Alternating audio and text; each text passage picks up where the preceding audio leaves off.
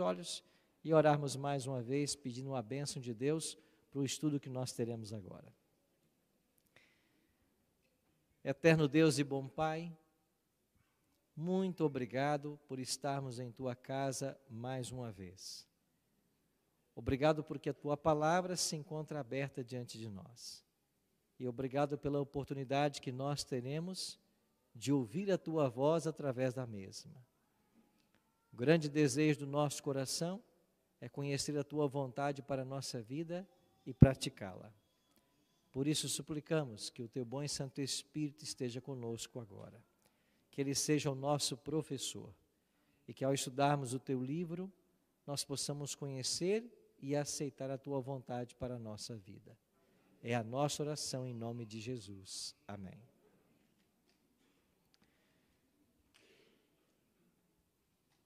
Nunca existiu um mestre como Jesus. Quando olhamos para os evangelhos, nós percebemos que as multidões se aglomeravam para ouvi-lo. Jesus foi mestre do ensino. Em todo o seu ministério, ele gastou tempo para falar para as pessoas a respeito do reino de Deus. O reino este que ele veio estabelecer. Em todo o seu discurso, a nota tônica era: o reino de Deus está próximo. Essa foi a nota tônica do seu ministério. O grande desejo de Cristo é que todos os que ele veio buscar se salvassem. Mas nem todos aceitaram o seu convite. João escreve as tristes palavras: veio para os que era seu e os seus não receberam. Mas felizmente, muitos o receberam. Ainda que a grande maioria o tivesse rejeitado, muitos o receberam. Existe um texto no Antigo Testamento, lá em Isaías capítulo 53, no verso 11, é um texto que eu tenho uma apreciação muito grande com ele, onde o profeta, antevendo o sofrimento do Messias, diz assim: ele verá o fruto do seu penoso trabalho e ficará satisfeito. Sabe o que significam essas palavras? Cristo já viu todas as pessoas que serão salvas graças ao seu sacrifício na cruz. E a quantidade de pessoas que ele viu deixou o seu coração satisfeito. Eu espero que nessa visão que Cristo teve, eu e você estejamos nela. Eu espero que eu e você sejamos esses que estão aceitando o convite dele constantemente e nos preparando a cada instante para o céu. Ele mesmo declarou: de que adianta o homem ganhar o mundo inteiro e perder a sua alma, perder a salvação? Não adianta nada. E nessa busca pelo homem, existe um capítulo na Bíblia que chama muito a minha atenção, é Lucas 15. E eu queria convidar você a nós irmos para Lucas 15 e refletirmos sobre uma das histórias contadas por Jesus nesse capítulo. Lucas capítulo 15. Aqui nós temos a história da parábola da ovelha perdida, em seguida a parábola da dracma ou da moeda perdida, e a última história, a parábola do filho perdido. Interessante que são 3 parábolas, e pelo que vemos do texto, elas foram contadas em sequência. Você pode perceber no versículo 8, quando Jesus diz assim: ou qual é a mulher que... Ele está dando continuidade à história que ele acabou de contar da parábola da ovelha perdida. Se você for para o verso 11, Jesus diz assim: continuou certo homem, ou seja, as 3 histórias foram contadas em sequência. Por quê? Porque Jesus queria, com essas 3 histórias, ilustrar uma mesma verdade. Qual verdade? A verdade do esforço divino para salvar aquilo que se perdeu. Esta é a grande verdade, a verdade central desse capítulo. O capítulo dos achados e perdidos é esta: o céu se esforça para encontrar aquilo que se perdeu. Você já percebeu que às vezes na igreja a gente usa uma expressão totalmente errada, quando a gente começa a dizer da nossa história e diz assim: Ah, um dia eu encontrei a Cristo. Bom, você não encontrou Jesus? Ele não está perdido, né? É Ele quem nos encontra. Jesus disse isso para os discípulos: não fosse vós quem me escolhesses, antes eu vos escolhi. Eu vos escolhi. Existem muitas religiões hoje que ficam fazendo uma confusão, malabarismo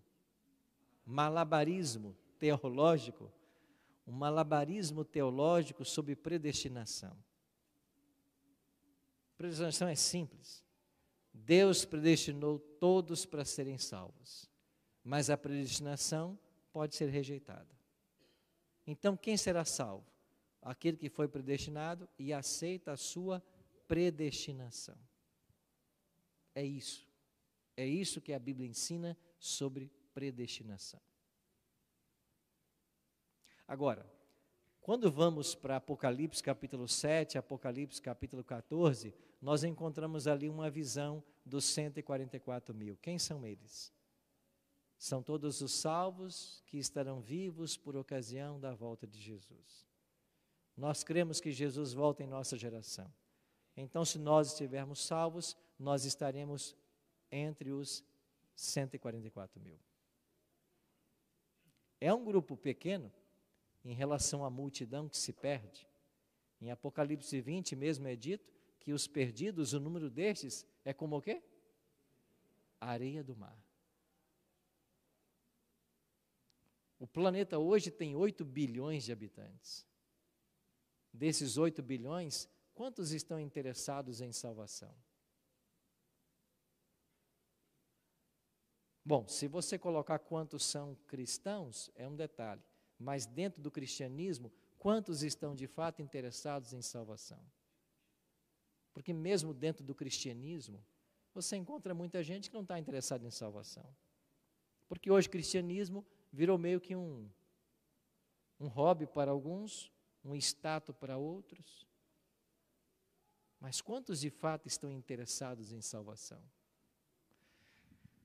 A maravilha do Evangelho é que, a despeito desse caos que se instaurou em nosso planeta, onde as pessoas não querem saber de Deus, não querem saber de igreja. Você já sabe que o movimento que mais cresce hoje é o sem igreja, né? Dizem que eles querem Deus, mas não querem igreja. Daqui a pouco tem um movimento assim, eles querem Deus, mas não querem a Bíblia. Porque cada um quer o que convém. Não existe isso em religião. Em religião é Deus e a palavra. Ele fala através da palavra. Então você quer saber o caminho da salvação? É a palavra. Não tem outro. Um dia alguém disse assim: pastor, eu tive um sonho, o senhor interpreta ele para mim? Eu disse: eu não sou intérprete de sonho. Eu não sei revelar sonhos e visões, eu não sei. O que eu sei é um pouco de Bíblia. Então, acho que Deus não vai trazer nenhuma revelação que não esteja na palavra. Por que eu estou falando isso? Porque em Lucas 15 você tem o esforço humano por tentar salvar, o esforço divino por tentar salvar o ser humano. Essa é a nota tônica. É o pastor que saiu em busca da ovelha, é a mulher que varreu a casa até encontrá-la, é o pai que ama e espera o filho até que ele volte. Essa é a nota tônica. Deus querendo salvar o ser humano. O pH dela é 7 ou como é que é? Deus querendo salvar o ser humano. Sabe por que você está aqui nessa noite? Porque Deus quer salvar você. Agora você pode querer ser salvo ou não querer ser salvo. Deus nunca vai tirar esse direito de você. E isso vale para todos nós. Deus nunca vai tirar esse direito de você. Mesmo nós, pastores. Não quer ser salvo? Fica tranquilo, você não vai. A gente tem que querer, e tem que querer muito. Vai ser salvo quem quer, e tem que querer muito. Mas Deus é tão bom que Ele não desiste da gente. Ele está constantemente apelando, trabalhando, implorando. Esse é o Deus pintado nas 3 histórias. Deus em busca do homem. E o interessante é que as 3 histórias têm um final feliz, né? Eu espero que nessa noite também o nosso final seja feliz. Por que Jesus contou essas histórias? Olha para os versos 1 e 2. Aproximavam-se de Jesus todos os publicanos e pecadores para o ouvir. Quem é que se aproximava de Jesus para ouvi-lo? Publicanos e pecadores. Quem eram os publicanos? Os coletores de impostos, os homens mais odiados em Israel. E vários desses eram judeus. Eles eram considerados os traidores da nação. Esses se aproximavam de Jesus. E também os pecadores. Quem eram os pecadores? A palavra já diz, os pecadores. É esse povo que se aproximava de Jesus.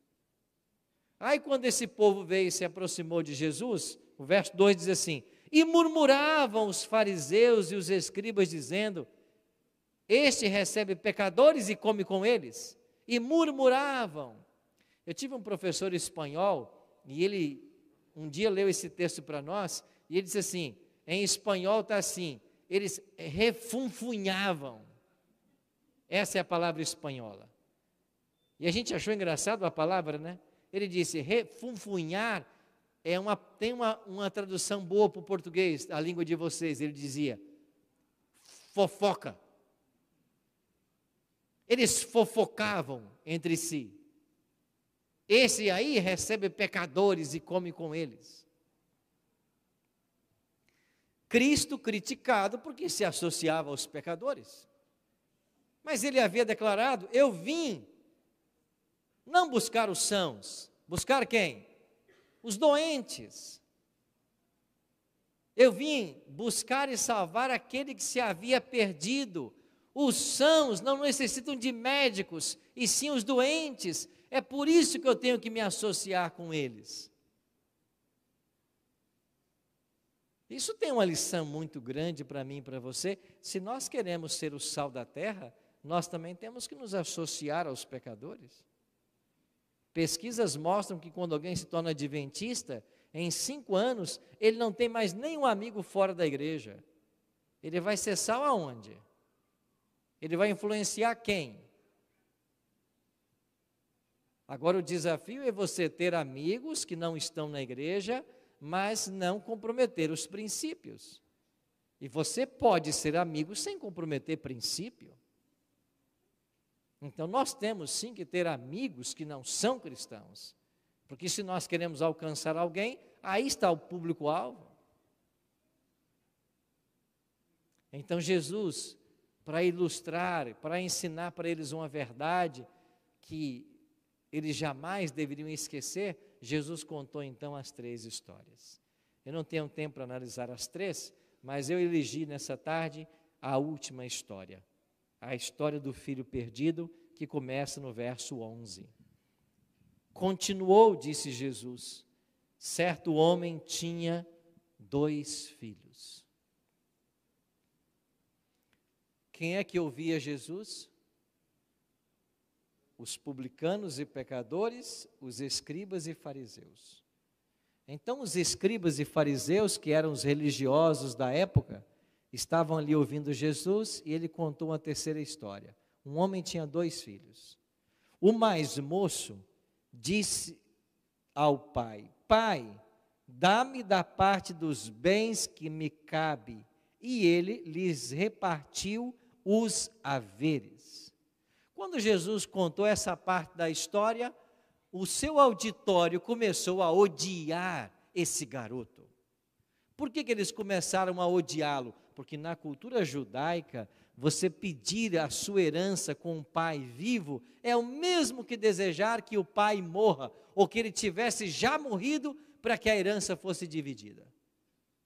Eles acharam um absurdo a atitude desse garoto, pedir para o pai ainda em vida a parte da herança que lhe cabia. Isso era uma falta de respeito sem precedentes. Eles começaram a odiar o jovem da história. Mas podia piorar, né? E Jesus continuou dizendo, que o mais moço pediu a parte, o pai repartiu os haveres, verso 13. Passados não muitos dias, o filho mais moço, ajuntando tudo o que era seu, partiu para uma terra distante e lá dissipou todos os seus bens, vivendo de que forma? Dissolutamente. Verso 13 tem aí? Dissolutamente. O que é viver dissolutamente? O filho mais velho depois explica. No discurso ou na conversa do filho mais velho com o pai, o filho mais velho diz assim: esse teu filho gastou metade dos bens com prostitutas. Então ele gastou toda a herança que recebeu, vivendo dissolutamente, gastando dinheiro com falsos amigos e com prostitutas. Ele acabou com tudo que tinha. E quando Jesus disse isso e deu essa informação, o auditório dele passou a odiar ainda mais esse rapaz. Pede herança e agora destrói, acaba com toda herança. Verso 14. Depois de ter consumido tudo, sobreveio àquele país uma grande fome. E ele começou a passar o quê? Necessidade. A história começou a melhorar. Aí os judeus disseram: está ficando boa a história. Ele não quis que o pai morresse, ele não gastou tudo que tinha, agora ficou na miséria. Tem o que merece. Bem feito. Passando necessidade. Não é assim que um judeu se porta. Aí Jesus continuou.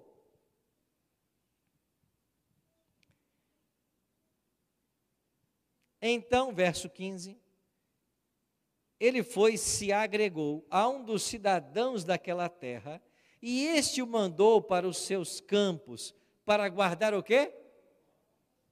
Porcos. Aí que eles gostaram, porque o porco é um animal imundo na Bíblia, e os judeus sabiam muito bem disso. Os judeus nem cadáver de porco tocavam.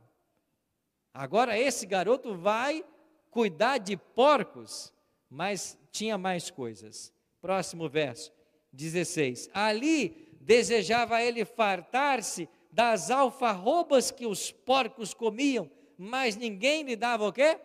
Nada. Então eles agora estavam satisfeitos. Desejou a morte do pai, queimou sua herança, vai viver com os porcos e vai comer lavagem, porque aí é o seu lugar. Você consegue pintar um quadro mais dramático da miséria do ser humano, longe de Deus, do que este? Cuidar de porcos e comer lavagens, viver numa pocilga e se alimentar de restos de comida? Não tinha um quadro mais trágico para ser pintado do que esse pintado por Jesus. Muitas vezes em meu ministério, eu já ouvi de jovens da minha igreja a seguinte expressão: pastor, eu nem sei se eu sou convertido, eu nasci na igreja. Parece que as pessoas, quando não nascem na igreja e depois vêm para a igreja, a vida espiritual delas é melhor. Elas têm um dia da sua conversão, elas têm uma história de como sua vida foi mudada. Quantos jovens já me procuraram com esse dilema no coração? E sabe qual é a minha resposta? Você está equivocado. Você que é feliz por ter nascido em um lar cristão, por ter passado uma vida dentro da igreja. Nós aprendemos com Ellen G. White de que talvez nós não saibamos definir o exato momento de nossa conversão. Isso não quer dizer que não sejamos convertidos. Porque para aquele que está dentro da igreja, para aquele que nasceu num lar cristão, a conversão ela é contínua e tênue. Mas não quer dizer que a pessoa não seja convertida. Agora, aquele que não nasceu na igreja, ele enfrenta muitos problemas, ele acaba herdando vícios, ele acaba praticando coisas das quais depois se arrepende. E não está errado a gente contar uma história de como alguém se converteu e dar o testemunho, mas a gente devia pôr no peito de cada jovem de nossa igreja uma medalha desses jovens que nasceram na igreja e nunca saíram. Eles merecem uma medalha. De jovens que estão dentro da igreja a vida inteira, jovens que estão se casando virgens, estes merecem uma medalha. Às vezes gastamos de trazer para cá só a pessoa que gastou sua vida toda na miséria, na prostituição, nas drogas, no crime, e aí colocamos essa pessoa num pedestal, como dizendo, olha como a graça de Deus opera, e é verdade que opera, mas olha como a graça de Deus opera na vida de alguém que nunca saiu dos caminhos do Senhor. Desses garotos e garotas que nunca experimentaram uma cerveja na vida, que nunca se prostituíram, que nunca cometeram delitos. Olha a vida desses jovens, esses exemplos têm que ser exaltados. Tem que pôr uma medalha no peito desses garotos. Porque o mundo aí fora é muito cruel, a pressão é muito grande.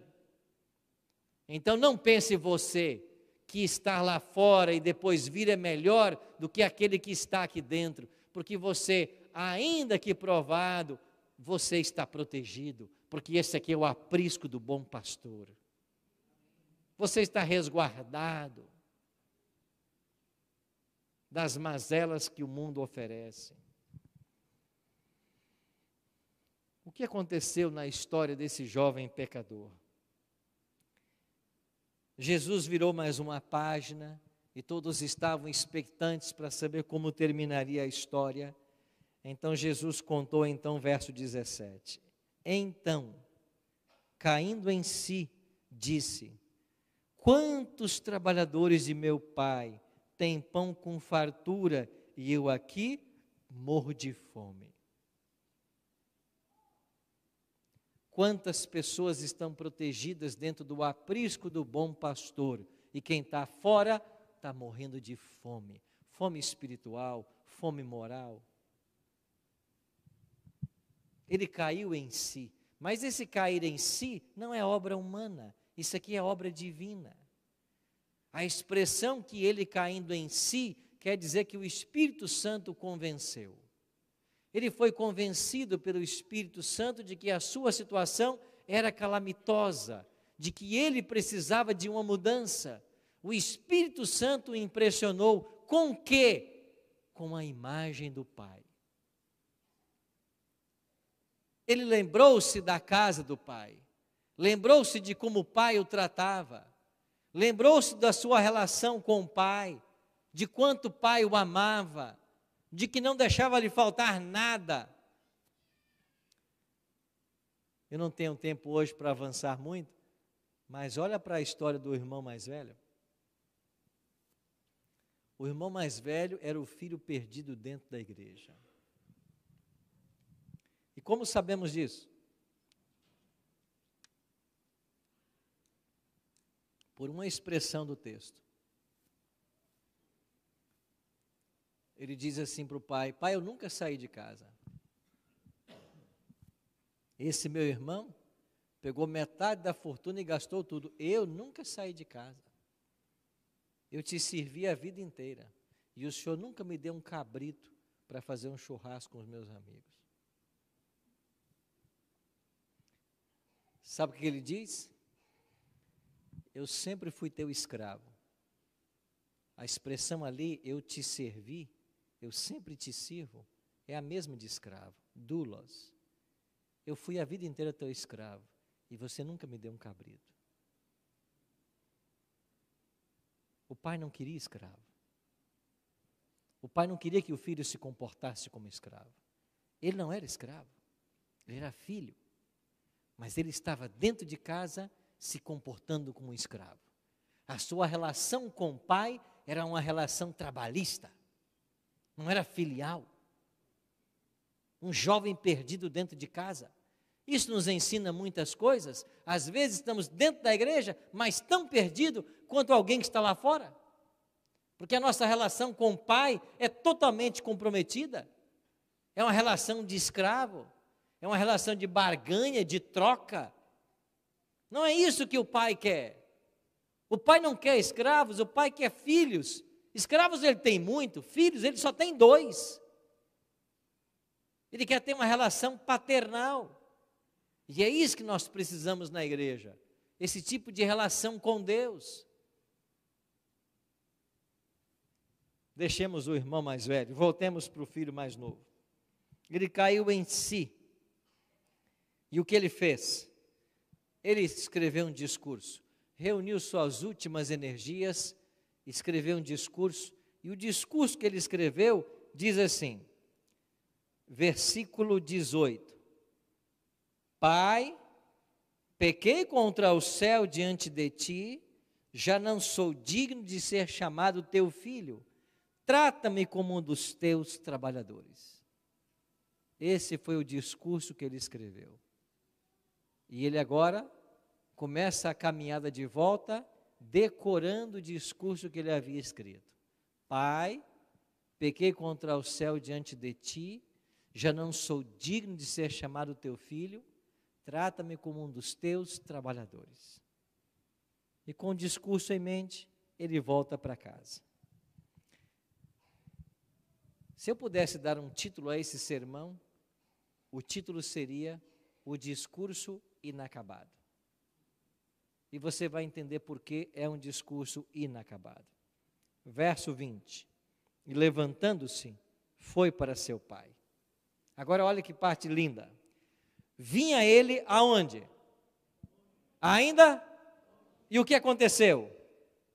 O pai o avistou e, compadecido dele, correndo, o abraçou e o beijou. Você é o único verso na Bíblia que diz que Deus correu. E quando Deus corre, Ele não corre de você, Ele corre na sua direção. A única vez que a Bíblia diz que Deus correu, Ele corre na direção do pecador. Mas eu gosto muito nesse verso 20, é da expressão que Jesus conta, vinha ele ainda longe. Para que o pai o avistasse ainda longe, quer dizer que os olhos do pai nunca saíram da estrada. Para que o pai pudesse avistá-lo ainda longe, os olhos do pai nunca saíram da estrada. Eu consigo imaginar o pai dessa história consertando uma cerca com os funcionários da fazenda, mas os olhos na estrada. E no coração o pai dizia assim, um dia meu filho volta. Eu consigo imaginar esse pai tosquiando ovelhas com os empregados da fazenda, mas os olhos na estrada. E no coração o pai dizia, um dia meu filho volta. Por isso ele o avistou quando ele ainda estava longe. É assim que Deus vê você. Quando você dá um mínimo, um pequeno sinal de que você quer voltar, Ele enxerga você. Eu acho que o fato de você ter vindo aqui nessa tarde é um passo importante que você deu na volta para casa. Pois quando você escolheu vir aqui essa tarde, o Pai já olhou para você, porque o Pai ama você. Na realidade, o que motivou o filho a voltar para a fazenda foi o amor do Pai. E o que nos motiva a voltar para casa é o quanto o Pai nos ama. Porque há uma coisa que a religião nos ensina: como não amar alguém que nos ama tanto? Como não amar? Impossível não amar alguém que nos ama tanto. Eu sempre digo por aí que eu amo muito 2 mulheres nessa vida. Uma delas está aqui, minha esposa Juliana. E a outra é minha mãe, Dona Adelaide, que está hoje com 88 anos. E se você perguntar por que você ama a sua mãe, eu tenho dezenas de motivos para amá-la. Mas um deles é que quando eu fazia o ensino médio, Eu chegava em casa sempre por volta de 11, 11h30 da noite. Eu estudava numa escola pública, eu caminhava ainda uns 40 minutos para ir para a escola e para voltar. E todas as noites, quando eu chegava e eu abria a porta, lá estava a dona Adelaide sentada numa cadeira, me esperando chegar. E eu disse: mãe, eu vou estudar o ano inteiro à noite. Vai ser assim todos os dias. Não me espere chegar. Vá para a cama. Tá bem. No segundo dia, quando eu chego e abro a porta, lá está a dona Adelaide, sentada na mesma cadeira, me esperando. Falei: mãe, vai ser assim um ano inteiro. Vá para a cama. Mas você sabe que mãe é um bicho teimoso, né? E ela dizia para mim assim: eu só vou dormir quando todos os filhos estiverem dentro de casa. Essa mulher amou muito os 9 filhos. Eu já vi essa mulher tirar comida da boca para dar para os filhos. Como não amar alguém que me ama tanto? Sabe por que alguns saem da igreja e se afastam de Jesus? É porque perdem de vista o amor do Pai. Você não sai da igreja porque alguém pisou no seu calo. Você não sai da igreja porque alguém o criticou. Você não sai da igreja porque alguma coisa acontece. Não, isso pode ter algum tipo de influência, mas as pessoas, elas saem da igreja, elas se afastam do caminho de Deus. Sabe por quê? Porque elas perdem o olhar do Pai. Elas se esquecem de quanto o Pai ama. Porque se nós não nos esquecemos de quanto o Pai nos ama, nós nunca quereremos sair dos braços dele. Nunca iremos deixá-lo. É impossível não amar alguém que nos ama tanto. Foi isso que o filho sentiu quando escolheu voltar para casa. O pai vai me receber. E o pai não só o recebeu, o pai correu na direção dele e diz a Bíblia que o pai, compadecido, o abraçou e o beijou. Quem sabe ele estivesse ali com as vestes sujas, imundas, porque ele estava vivendo numa pocilga. Quem sabe ele cheirasse a lavagem, mas o pai pouco se importou. O pai simplesmente o abraçou e o beijou e o restituiu à posição de filho. E ele convoca a todos, ele dá uma grande festa. Na realidade, as 3 parábolas terminam com festa. E então ele manda fazer agora uma grande festa. Ele põe agora sandálias nos pés, anel no dedo, vestes novas. E ele diz para todos assim: vamos celebrar, porque esse meu filho estava morto e reviveu. Estava perdido e foi achado. Essa é a alegria do coração do Pai. Há uma verdade central que esse capítulo nos ensina, e sabe qual é a verdade central? Que há alegria no céu quando um pecador se arrepende. E nós aprendemos de que Jesus teria vindo a esse mundo morrer por uma única pessoa, só por você, só por mim. Ele teria vindo morrer, porque Ele é amor. E é impossível não amar alguém que nos ama tanto. O pai da parábola é o próprio Deus. E o filho pródigo é aquele que um dia se afasta dos caminhos do Senhor. Mas o Espírito trabalha para que ele volte. E nessa noite, é uma oportunidade a mais que Deus vai dar a você, de voltar à casa do Pai. Porque o Pai ama você. O Pai não suporta viver longe de você. O Pai chora todo dia a sua ausência. A mente do Pai não pensa em outra coisa senão em você. E ainda que nós pais nos esquecêssemos completamente dos nossos filhos, a quem nós tanto amamos, o Pai Celestial jamais se esquece de você, porque Ele ama você. E mais, Ele ama você não pelas coisas que você faz, mas Ele ama você por ser quem você é. Você é filho, você é filha, o Pai te ama. você nunca fará nada que levará o Pai a te amar menos. Porque Ele não te ama pelas coisas que você faz. Você não consegue fazer Deus te amar menos. Por mais longe que você viva dEle. Por mais coisas erradas que você faça e tenha consciência delas. Porque o Pai não ama você pelas coisas que você faz. É por isso que nessa noite, o olhar do Pai repousa sobre você. E Ele espera que o Espírito desperte no seu coração, agora, o desejo de voltar a casa. De voltar ao lar do Pai. Como vai terminar hoje a sua história? Eu queria falar para você que é convidado nosso e que talvez se afastou dos caminhos do Senhor. Tem um tempo que você está afastado da igreja, da casa do Pai. Eu tenho um convite para fazer a você, para você escolher agora voltar para casa. Porque o Pai ama você. O Pai não suporta a ideia de ficar sem você.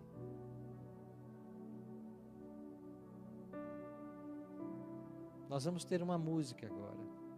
Mas antes da música, eu queria saber quem é a primeira pessoa nessa tarde que quer dizer assim: pastor, eu sou o filho pródigo da história. Eu sou a filha pródiga. Mas nessa noite, eu quero voltar para a casa do Pai. Eu quero tomar minha decisão pelo rebatismo. É você? Então vem aqui perto de mim.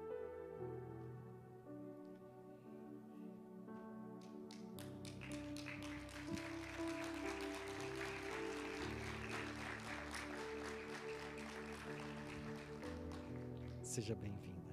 Qual o seu nome? Elza. Que bom, Elza. Essa aqui é sua amiga?